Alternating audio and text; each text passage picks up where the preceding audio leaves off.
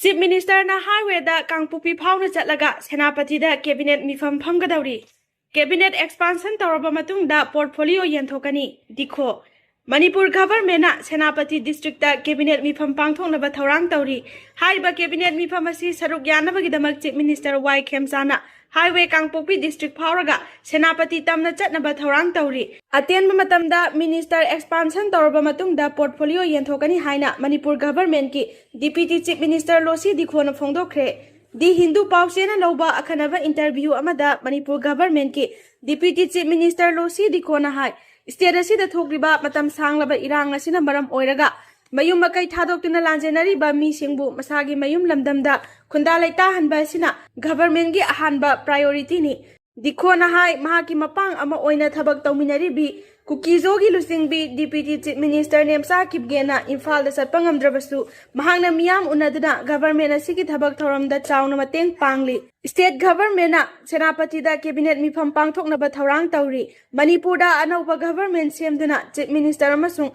Deputy Chief Minister ani yauna wasak lawbagi thoram pangthokiba numit 10 henkre Adubu karigidamak hauzik fawba full cabinet haptribano amasung portfolio yenthoktribano haina hangba wahang amada losi dikhona hai government asina cabinet expansion hana tawraba matungda portfolio yenthokani hiramasigi matangda chief minister ga wari sanare mahakna yaningbasu phongdorakre karamba matamda cabinet expansion tawgadage haina hangbada dikhona hai matam sangna lawgani thajade tawbatabu center ga soidana tanakhigani haukiba chayolda churasampurda pangthokpa football match amada mahakna chief guest oina saruk yakhi madugi matungda kari afaba paw laibage haina hangbada dikhona hai khongchat adu yamna kanaba amani hariba thoramadu jomi gi manung chanba tribe mapana pulaga senbani hariba tribe leader sing adugi aronba mifam ama supang thokhi jomi gi president amasung sarugyaba tribe singna government sembada mapung phana saugatli February 10 da pangthokadaba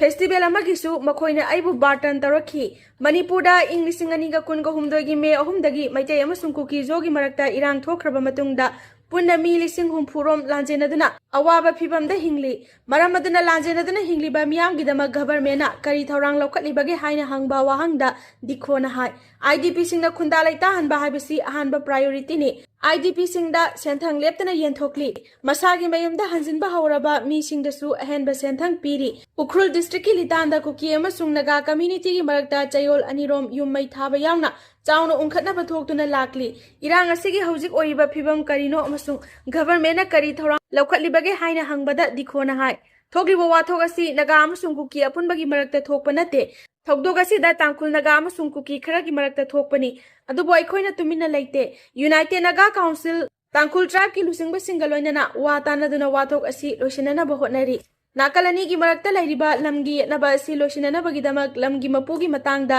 yana serol ama ina bagidamak sem sari Kanglup anina wakhal tanaduna khatnaba lepkadabani adubu haujumaki oinadi yana serol asi khudyek pinadre haujikti irang asi control tawre naga miyam na makha tana ungkhatnaba pamde adubu lamgi mapu oiba dudi sakhangba pami haina Deputy Chief Minister Losi Dikhona phongdokli government asigi atopa Deputy Chief Minister Nemsa Kipgena Haujik fawba Infal da satpa ngamdri maram aduna mahangna Infal da sattana mataw karamna government asi salary bano Chief Minister amasung Deputy Chief Minister ani gi marakta karamna paw phongna bage haina hangba wahangda dikhona hai Deputy Chief Minister Nemsa Kipgen Haujik Kangpokpi da lei numit khudingi telephone da wari sanai mahangna Infal da lakpa ngamdrabasu miyam unaduna government asida saungna mateng pangli Haujik fawbagi oina Chief Minister gi makha taba video conferencing gi khuthangda cabinet mifam anirak pangthokre National Highway singda gari amadi kanglup khudingmaki mi pumnamak athingba leitana satpagi thabak karamna tawkhrabage hojik fawba thabak asi hawdriba karigino haina hangbada dikhona hai aina Deputy Chief Minister Nemsa Kipgen da wari sanare Aikhoigi ani suba thorang hairagadi mathangi cabinet mifam Senapati district ta pangthokani Chief Minister na Kukizogi district ama oriba Kangpokpi fawraga Senapati da lakadabani masigidamak miyamga suwari sanari Manipur da anauba government semkibaga loinana kanglup khudingmaki nungaiba amadi afaba paukhum kaya pirakli aina Kangpokpi da thadawgi miyamga unakre makhona lakadariba nomaijing numita church ta lakpinaba barton tawrakre masi afaba khudamni haina Losi Dikhona phongdokli Kuki militant sing yokhatpagi NACN IM na center da saikre Baitaiga Kuki ga hana hanba nagagi yumai thahanba Kuki gi homeland pinaba center gi thawrangi IM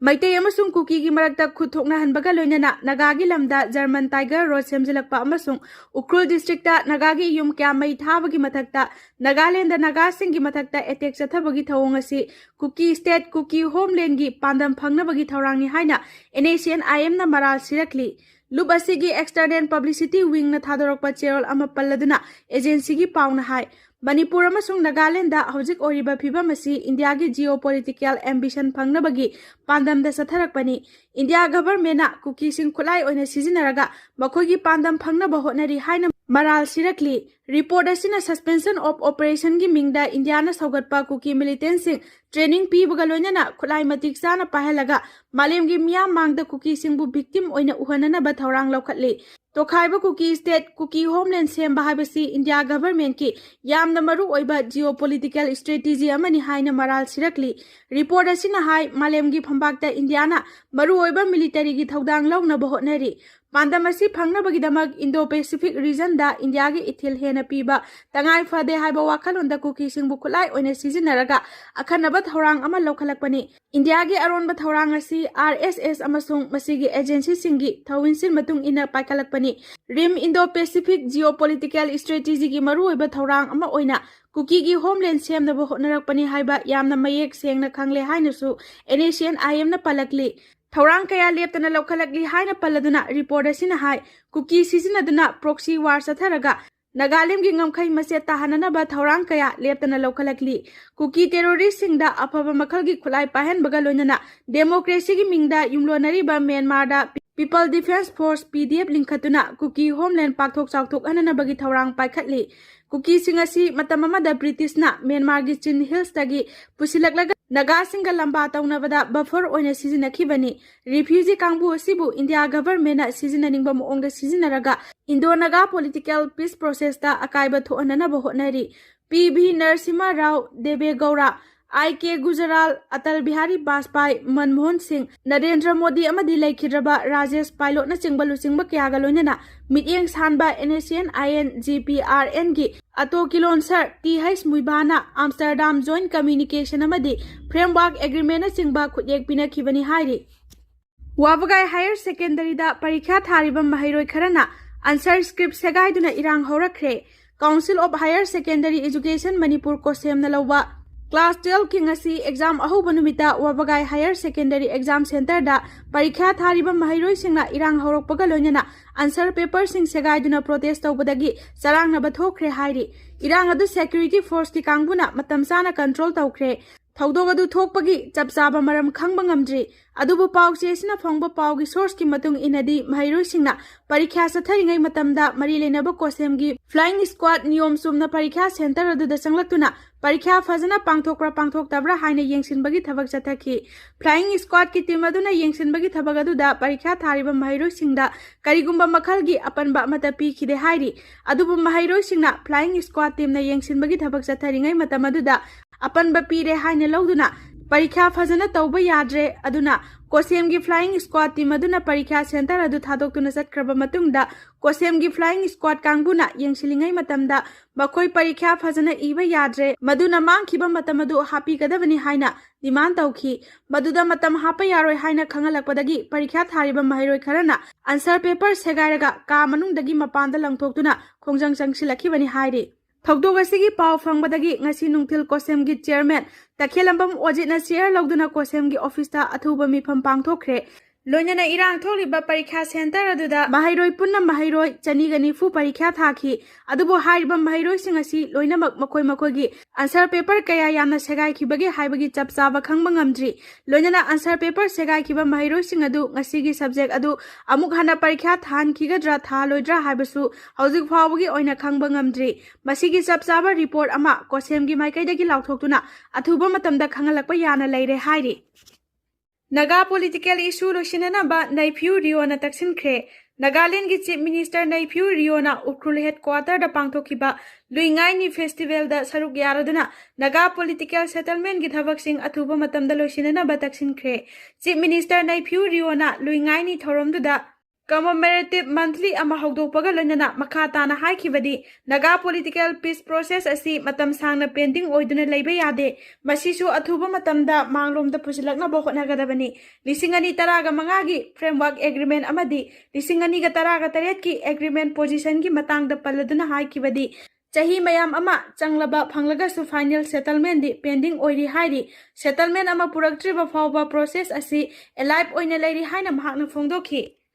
Ukrul gi kukizo mahiro yankhai ga mathoi saphagadaba mafamda thangdokre Manipur gi Ukrul district ta ethnic tension thokiba sina maram oiraga board examination thagadaba kukizo community gi mahiro yankhai ga mathoi bu santi oina exam thana ba evacuate tawkre hairi evacuation asida sangsakta leiba nifusuba Assam Rifles Battalion headquarter dagi nupi mahiroi kunamasung choba company operating batch ki nupa mahiroi kunthra ga mathoi yauri February taretagi taraga humdoi fawba litana masung naknaba mafam singda tangkul naga masung kuki gi marakta khatnaduna yum yankhai gi mathakta mai thadokibagi thawdoga sina akhanaba thawdanga si lobani haina official singna hairi February taraga taretagi April nipan fawba sathagadaba HSS LC amasung HC examination gi damak mangjaunana sem sabo oina JNB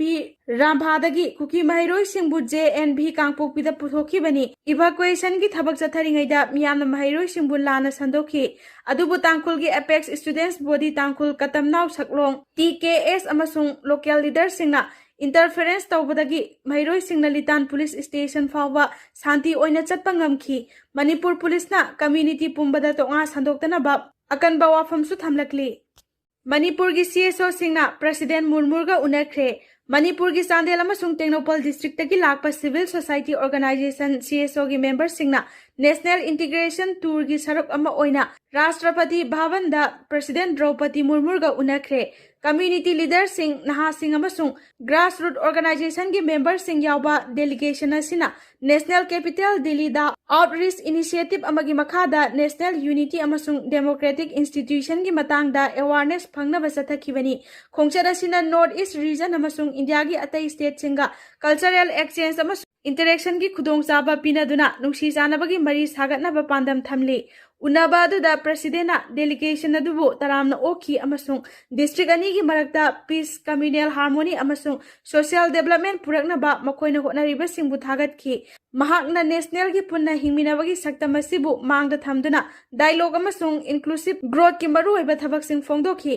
delegation members singna Sandel amasung Technopal gi miyam gi challenge amasung manglan sing president ta khangan ki President Amakoibu Manipur gi ina khulaba cultural heritage asibu ngaktuna thamnaba loinana naha nupi amasung community singi empowerment gidamak thabak taunaba poktak pikhi Rashtrapati Bhavan da chatpa asina delegation aduga democracy ga framework amasung constitutional significance ki matangda wakhal loksing tanba ngamhalle national integration tour asina India gi tongan ba region singi marakta wakhal tanaba masu thajanaba sagatpagi achobo khongthang amani haina khongsat aduda saruk yakiba singna phongdokhi Seven Sister India amuk hana provoke tawkre Bangladesh ki hanagi interimship Muhammad Yunusna mahaki farewell address ta India gi akhanaba North East region Seven Sister paluduna provoke tawkre chahi ama tha manga lengak pagi thoram losin khibada phongdokhiba minute kun manga sangba speech aduda Yunusna haiki madudi Bangladesh ki open sea na Seven Sister Nepal amasung Bhutan da sauna sel thum gi khudong chaba piba ngamlagani haiki Narendra Modi lengak na nungaitaba phawgada wafam di Yunusna Seven Sister haiba sida India maming amata pandaba asini masina Seven Sister bu India dagi tongana leiba ama oina unana ba hotnabani haina lauri Yunusna mahaki China da satkiba khongchatasu North East pu lana koisiliba leibak oiba mafam ni haikibani mahaki speech aduda China ga mari sagatpa amasung Tista River restoration project ki matangda mityeng thamki project asidi India gi security gi oina yamna sensitive oiba chicken neck Siliguri corridor ga naknana leibani mahakna makhata na haikibada ngasigi Bangladesh asidi confident oire amasung independent interest ngakna thabak tawre Bangladesh asidi foreign policy gi makhada natraga mapal gi leibak singi interaction da chatpa leibak nate haiki wafam asi Sheikh Hasina na lengaki matamda India gi imprint lerambadu ningsingduna haikibani Miyoibagi maru oiba kayat khudingmak ani paliba karigino Miyoibagi haksangda ye thangba saruk amasung oi thangba saruk haidana ani khaidoi Mit nakong khong amasung khutna singba kayat khudingmak ani sui. Chatpa matamda chatpa ngamnaba lamjel chenbada tusindanaba maikai khudingmaktagi information lokshin bangamnaba amasung hakchangi system mathau ningthina pangthokpa ngamnabagidamak maruoiba kayat khudingmak ani panbani hairi miyoibagi mit ani palibasi leitengidamak panba nate malemda laiba posak amadi lengli paliba khudingmak 3 dimension da uba ngamnaba mit ani panbani karigumba mit nama khaktang palamba thoklabadi tongan ba posak sing yengba matamda angle khenabagi matung ina manadaba saktam oina ugani mit ani palamdaba thoklabadi kanagumba amana hulakpa bol okpa siri tha kakhatpa amasung isam samna patra amadagi atopa patra amada ising haiba phawba ningthina ngamloi miyoibagi nakong ani panbagi matangda report amana hai nakongna khonjel tabagi mathau khaktamak tawbagi mathakta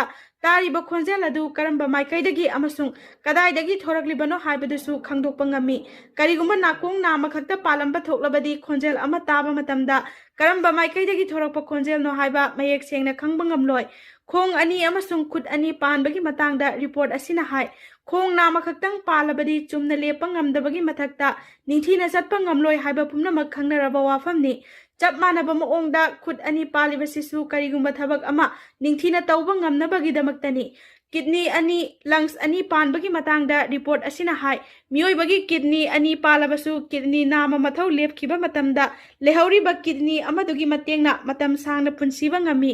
lungs ki oinadi hakchang manungda oxygen marang kaina phanganabagi damak lungs animak ningthina mathau taba tangai phade chakhalakpagi matung ina ising nungsit motpagi sang hengalaklabasu lungs ani ningthina mathau tawuna maram oiraga miyoibana hingba ngamlibani thoidok hendokna pukning singsiningai oiriba wafamdi miyoibagi brain su saruk ani thokna khaidoi brain tangkhai amana tawba mathau atopa tangkhai amana tawba ngamde brain gi tangkhai animak mathau ningthina tawdrabadi miyoi ado hakchangi phibam tongalaba miyoi ni haina launai isam samna hairabada miyoibagi hakchang asi mathau ningthina pangthokpa afaba makhalgi machine amagumbani hairi